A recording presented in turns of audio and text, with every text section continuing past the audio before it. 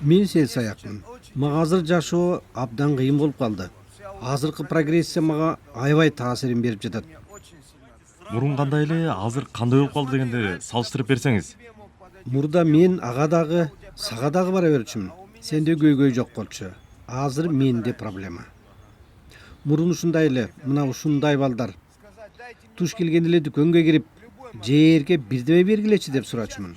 Азыр алар мага кандай жооп берерин силерге айтпай эле койгонум оң. Өзүң элестетип көр. Мурун ушундай эле. Азыр мурун эле барып жүргөн Таштанды челекке бара албайм. Анткени ал жакта деле куржалак. Анда арак менен тамекиге кантип таап атасыңар? Мен чекпейм да. Тамек чеккенде Рош базарга барып махорка алат дагы. Башка эмне кылат? Мына алдыда аптаптуу жай, анан күз, көп күттүрбөй эле кыш келет. Сиз сыяктуу адамдар кантер экен? Сен сыяктарга кандай болот? Түз эле жооп берсем болобу?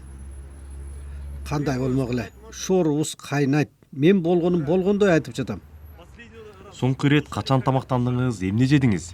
Бүгүн бул жакта бир абышка менен отурам. Бир киши келип бизге шамшым этип алганга жардам берип кетти. Ачкы болгондо уурулукта кылып жиберсеңиздер керек. Уурдамай, тартып алмай дегенге болбойт. Андан көрө барып сура. Селсаяктар бири-бириникин уурдаса эмне болот? Жазасы кандай анын? Буга да ачык эле жооп берейинби? Кешигин катырып салабыз. Бүттү. Аны менен акыйлашып отурбайм. Ким бирөө менин тыйынымды эле уурдап көрсүн, эмне кылар экенбиз. Мен сөз дагы коротпойм. Бири-бирибизге селсаяктын мыйзамы мындай деп түшүндүрбөйбүз. Аралаштыбы кабыл алат. Селсаякмын деп эле ачык айтып жатпайсызбы? Ошону токтотуп, өзгөрүп, баарын кайра баштан баштаса болобу? Жигит, мен 47-ге толдум. Эми өзгөрүп каяка барам? Мага жообуң барбы? Селсаяк болуп жүрүп, андан чыгып кеткендер барбы дегеле? Андай болбойт. Көрө элекмин. Билесиңби эмнеге андай болбойт? Эркиндиктин даамы. Мен эмнени айтканымды түшүндүңбү? Бирок сен аны түшүнө да албайсың.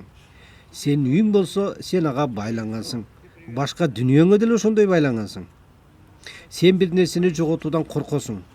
А менде андай баш оору деген жок. Мен баарын 90-жылдары эле жоготком. Эркиндиктин даамы деп философиялаштырып жибердиңиз, мааниси эмнеде? Мен сага аны чечмелеп берейинчи.